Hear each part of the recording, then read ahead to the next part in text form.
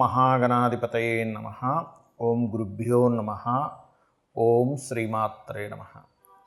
పరమేశ్వర స్వరూపమైనటువంటి జ్యోతిష, వాస్తు మరియు ఇతర అనేకమైనటువంటి శాస్త్రములను మనకు అందించినటువంటి మహర్షులకి నమస్కారం.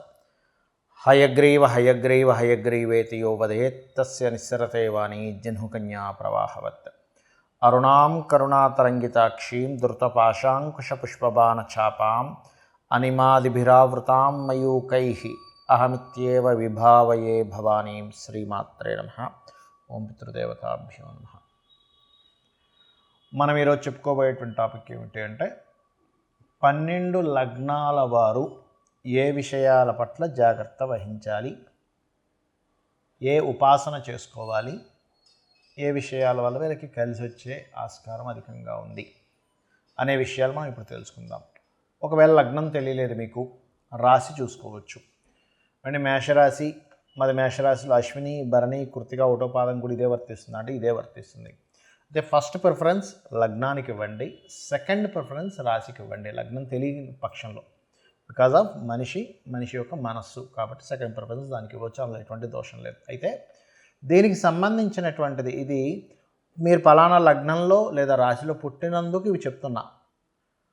బట్ మీ పర్సనల్ చార్ట్ బట్టి కొన్ని కండిషన్స్ ఉంటాయి, అది నేను మీకు వీడియో ఆఖరిలో చెప్తాను. వీడియో ఆఖరి వరకు చూసినట్లయితే మీకు పరిపూర్ణంగా తెలుస్తుంది. ఇప్పుడు ఒక్కొక్క లగ్నం గురించి మనం తెలుసుకుందాం.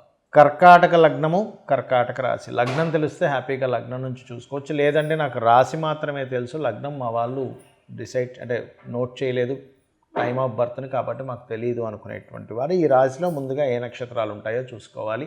అందులో పునర్వసు 4వ పాదము, పుష్యమి నక్షత్రము మరియు ఆశ్లేష నక్షత్రం ఉంటుంది.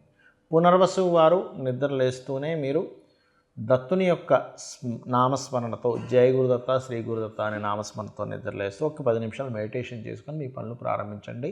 మీ యొక్క మైండ్ సెట్ ఎంత స్ట్రాంగ్గా ఉంటుందంటే అలా కనుక చేసుకున్నట్లయితే అద్భుతమైనటువంటి లైఫ్ని మీరు చూస్తారు ఈ ప్రక్రియ స్టార్ట్ చేసినప్పటి నుంచి. అదేవిధంగా పుష్యమి నక్షత్రం వారు వెంకటేశ్వర స్వామిని, అదేవిధంగా ఆశ్లేష నక్షత్రం వారు విష్ణువుని అంటే ఓం విష్ణవే నమః, ఓం నమో నారాయణాయ మంత్రం కానీ, ఈ యొక్క పుష్యమి వారు ఓం నమో వెంకటేశాయ అన్న నామస్మరణతో ఒక 10 నిమిషాలు కనుక ఉదయం నిద్ర లేచిన వెంటనే చేసినట్లయితే మీ మైండ్ సెట్ మీరే అబ్జర్వ్ చేస్తారు ఎంత స్ట్రాంగ్ అవుతుంది అనేటువంటిది.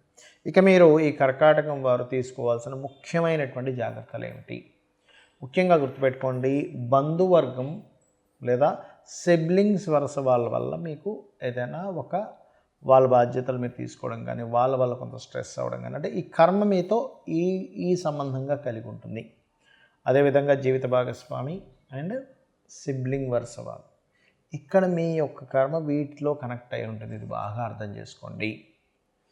అలాగే మరొకటి ఏంటంటే ఇంకా చూసుకున్నట్లయితే మీరు పొరపాటును కూడా మీ యొక్క ప్రాపర్టీ రిలేటెడ్ సంబంధించిన విషయంలో ఏదైనా చిన్నపాటి మిస్టేక్ చేశారంటే కర్కాటకంలో జన్మించి, కర్కాటక లగ్నం ఆ రాశిలో జన్మించి, అదే మీ లైఫ్లో ఒక బ్యాడ్ దీనిలోకి తీసుకెళ్తుంది. గుర్తుపెట్టుకోండి.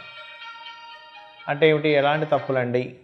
ఇల్లు నిర్మాణం చేసుకునేటప్పుడు వాస్తుపరంగా అనుకోండి, లేదా ఏదైనా ఒక ఆస్తి సంబంధించిన విషయాలు వచ్చినప్పుడు కొంచెం మనం ఒక్కోసారి రాసిపడి ఏదో చిన్న తప్పులు చేస్తున్నాం అటువంటివి చేసినప్పుడు, ఎందుకంటే పర్టికులర్గా అవి క్లియర్ చేసుకోవడానికి మీరు పుట్టారు కర్కాటక లగ్నంలో.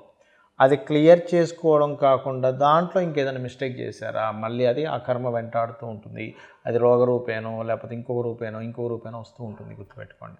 కాబట్టి ఈ యొక్క అంశాల్లో చాలా జాగ్రత్తగా ఉంటూ, ప్రధానంగా మీకు మెడికల్ లైన్స్ సంబంధంగా మీకు మంచి ధనయోగాలు ఏర్పడుతూ ఉంటాయి. క్రియేటివ్ లైన్స్ మూలంగా ఏదైనా ధనయోగాలు మీకు వస్తున్నట్లయితే దానిలో ఎట్టి పరిస్థితుల్లో మీరు వదులుకోకండి. ఓకే. అలాగే మరొక విషయం ఏంటంటే, ఇక్కడ మీకు పాస్ట్ లైఫ్ గురువుతో ఉన్నటువంటి కొన్ని కర్మలు మీకు కనెక్ట్ అవ్వడం వల్ల మీకు తెలియకుండానే కొంత దేవతా సంబంధించినటువంటిది, గురు సంబంధించిన అనుగ్రహం మీకు అనుకోకుండా కలుగుతుంది. ఈ కర్కాటకంలో జన్మించినటువంటి వారికి అంటే మీరు దాని గురించి ఏ ప్రయత్నము చేయరు, కానీ గురువు అనుగ్రహం పూర్వజన్మ కర్మలో ఉంది కాబట్టి మీకు రావడం జరుగుతుంది. అది దత్తుడి రూపంలో రావచ్చు, మనకి అసలు ఎక్స్పెక్ట్ చేయనటువంటి విషయాల్లో అది రావచ్చు. ఇక మీరు చేయవలసినటువంటి దేవతారాధన ఎక్కువగా స్కంద ఆరాధన చేయండి. సుబ్రహ్మణ్యేశ్వర స్వామిని తలుచుకోండి, అన్ని విధాలా బాగుంటుంది. ఇప్పటి వరకు మనం ఏదైతే చెప్పుకున్నామో మీది గనక పలానా లగ్నం అయితే పలానా విషయాలు జాగ్రత్తగా ఉండండి అని, పలానా ఉపాసన చేయండి అని, లేకపోతే పలానా విషయాలు మీకు అందిపుచ్చుకుంటారని, మీ లైఫ్లో ఈ విషయాల్లో బాగుంటుందని మనం ఏవైతే చెప్పుకున్నామో ఇవన్నీ కూడా మీ లగ్నం బేస్ చేసుకొని దీన్ని స్థిరంగా ఉండేటువంటి కారకత్వాలు అంటారు. అంటే పలానా లగ్నంలో పుట్టాము అంటే పంచమాధిపతి రవి అవుతాడు మేషంలో పుడితే, లేదా వృషభంలో పుడితే పంచమాధిపతి బుధుడవుతాడు, అదే మిథునంలో పుడితే పంచమాధిపతి శుక్రుడు అవుతాడు, లేకపోతే లగ్నాధిపతి బుధుడవుతాడు. ఇట్లా కొన్ని కాంబినేషన్స్ బట్టి చెప్పుకుందాం. మరి పర్సనల్ చార్ట్లో ఇది ఏమైనా మార్పు వస్తుందా అంటే ఖచ్చితంగా పర్సనల్ చార్ట్ దగ్గరికి వచ్చేసరికి మార్పు వస్తుంది. ఎలాగా అంటే చెప్తాను చూడండి. ఇప్పుడు టీటీ ఇంజెక్షన్ ఉంది. టీటీ ఇంజెక్షన్ ఏదైనా సెప్టిక్ అయితే వేస్తారు. ఇప్పుడు ఆ ఇంజెక్షన్ అందరికీ పడదు. కొంతమందికి టెస్ట్ చేస్తారు, మీరు కొంతసేపు కూర్చోండి. ఎందుకండి, అది అందరికీ వాడడానికే కదా అంటే కొంతమందికి స్పెసిఫిక్గా కొన్ని పడవు. కొన్ని ఫుడ్స్ కావచ్చు, కొన్ని మెడిసిన్స్ కావచ్చు, కొన్ని వాతావరణాలు కావచ్చు, కొంత నీరు కూడా. ఒక్కోసారి చూడండి, నేను వేరే దగ్గరికి వెళ్ళానండి, అక్కడ వాటర్ నాకు పడలేదండి అంటాం, అక్కడ గాలి నాకు పడలేదండి అంటాం, ఆ ఫుడ్ నాకు పడలేదండి అంటాం. ఎందుకంటామండి? మరి మిగతా 100 మంది బాగానే ఉన్నారుగా, నీకు ఒక్కడికి ఎందుకు ఇలా అయిందంటే బికాజ్ ఆఫ్ ఎవరి శరీర తత్వాన్ని బట్టి వారికి ఎలా అయితే కొన్ని విషయాలు బాగా పడతాయి, కొంతమందికి బాగా పడవు. అదేవిధంగా సబ్జెక్ట్స్ కూడా చూడండి, 40 మంది పిల్లల్ని కూర్చోబెట్టి టీచర్ చెప్తే అందులో ఒకరికి అద్భుతంగా అర్థమవుతుంది, కొంతమందికి అసలు సబ్జెక్ట్ అర్థం కాదు. ఎందుకు? మరి అందరికీ ఒకలాగే చెప్పింది కదా టీచర్ అంటే బికాజ్ ఆఫ్ వాళ్ళకున్నటువంటి అవగాహన, వాళ్ళకున్న ఇంట్రెస్ట్, ఇవన్నీ మనం బేరేజ్ చేసుకుంటాం. అంటే పర్సనల్గా ఉండే వాళ్ళ తెలివితేటలు కానీ వాళ్ళకుండే శరీర తత్వాన్ని బట్టి వాళ్ళకి తెలుస్తూ ఉంటుంది. అలాగే మీ జన్మజాతకంలో ఉండే కాంబినేషన్స్ ఇప్పుడు నేను చెప్పినవి ఏవైతే ఉన్నాయో కొంతవరకు అది మారుస్తూ ఉంటుంది.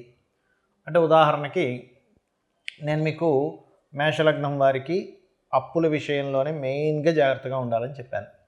కానీ వారి జన్మజాతకంలో కొంచెం బుధుడు బాగున్నాడు అనుకోండి, అప్పుడు అంత ప్రమాదం రాదు. లేదా బుధుడు ఇంకా పాడైపోయాడు ఉదాహరణకి, అప్పుడు ఇంకా ఎక్కువ ప్రభావం వస్తుంది.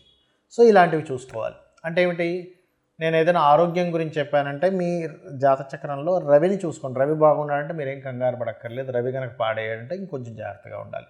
మానసిక విషయాల గురించి చెప్పాను, చంద్రుడు బాగున్నాడు, ఎక్కువ కంగారు అక్కర్లేదు. చంద్రుడు పాడయ్యాడు, అప్పుడు మీరు ఏ బియ్యం దానం ఇవ్వడమో చేయండి.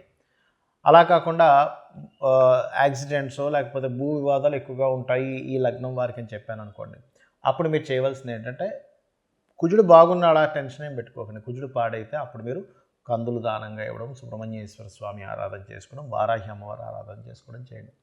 అదేవిధంగా బుధుడు పాడయ్యాడు, అప్పుడు విష్ణు సహస్రనామాలు బాగుంటే ఏం టెన్షన్ పడక్కర్లేదు. అంటే ఇప్పుడు నేను చెప్పినటువంటివి ఏవైతే ఉన్నాయో గ్రహం కనుక బాగుంది, ఆ రాసులు కనుక బాగున్నాయి, టెన్షన్ పడకండి. ఆ రాసులు బాగోలేవండి, ఆ గ్రహం పాడైంది, మరింత ఎక్కువ జాగ్రత్త తీసుకోండి నేను మీకు క్లారిటీ ఇస్తున్నాను. అదేవిధంగా గురువు అయితే శనగలు దానంగా ఇవ్వడం, గురువులు అంటే ఏదైనా బంగారానికి సంబంధించినటువంటి టీచింగ్ లైన్స్ సంబంధించిన విషయాల్లో కొంత జాగ్రత్తగా ఉండాలి. శుక్రుడైతే వివాహ సంబంధించిన విషయాల్లోని, శని భగవానుడైతే మీరు చేసే జాబ్ రిలేటెడ్ సంబంధించిన విషయాల్లోని, హెల్త్ విషయాల్లోని, రాహు అయితే విదేశాలకు వెళ్ళి అక్కడ ఉండేటువంటి విషయాల్లోని, కేతు అయితే కొంత ఆధ్యాత్మికత లేదా కొంత వైరాగ్య సంబంధించిన కొంతమందికి వస్తుంటుంది. అది పర్టికులర్గా ఏంటంటే కొన్నిసార్లు అయ్యో ఇటువంటి వైరాగ్యం ఈ సమయంలో రావడం ఏమిటి అనుకుంటూ ఉంటాం. ఏది మన మహాభారతంలో ఆ యొక్క యుద్ధం జరిగే సమయంలో అర్జునుడికి వచ్చినట్టు, అంటే ధర్మాన్ని వీడి ఒక రకమైన వైరాగ్యం. అప్పుడు కృష్ణుడు లాంటి వాడు మనకు కావాలి. ఆ శ్రీకృష్ణ పరమాత్మ యొక్క భగవద్గీత ఎవరైతే వింటారో ఈ వైరాగ్యం కూడా తగ్గుతుంది. సో నేను చెప్పినటువంటివి పర్సనల్ చార్ట్లోకి వచ్చినప్పుడు కొంత మార్పు వస్తుందనేటువంటి విషయాన్ని మీరు అర్థం చేసుకుంటూ నేను చెప్పినటువంటి పరిహారాలు మీరు చేసుకొని ఆ పితృదేవతల అనుగ్రహం కూడా పొంది లలితాంబిక అమ్మవారి యొక్క అనుగ్రహం కూడా పొందాలని మనస్ఫూర్తిగా కోరుకుంటూ మీ యొక్క జీవితాలు మరింత ఉజ్వలంగా మరింత సక్సెస్ఫుల్గా సాగాలని మనస్ఫూర్తిగా కోరుకుంటూ శ్రీమాత్రే నమః.